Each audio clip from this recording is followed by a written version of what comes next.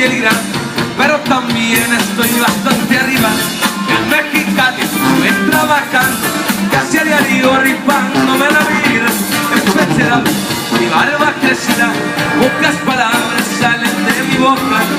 La que siento para protegerme, hago un pedazo sal que me provoca.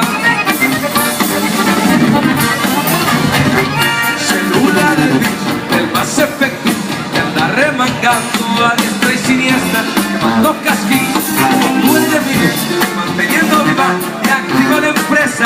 Armas pasadas, también automático, sé manejar en distintos terrenos.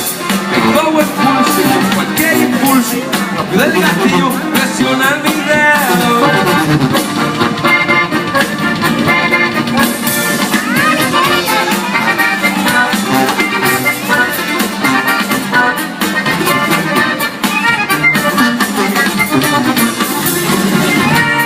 Odio los dedos, odio las marinas, odio todo tipo de hipocresías, falsas amistades, intereses reales, a todos los que manipulan la envidia. Estoy encerrado, ando encadenado, hay para rato, este no es el fin.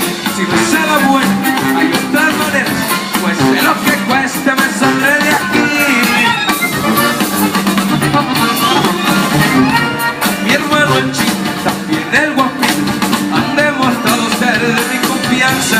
Cuentan conmigo, lo mismo les digo, cuando se he ofrecido nunca se me rajan. De Culiacán decirlo está de más, me apodan el Mayo y les quiero decir: entre las guerras que no existen treguas, solo hay dos opciones, matar o morir. Y eso se llamó Matar o Morir.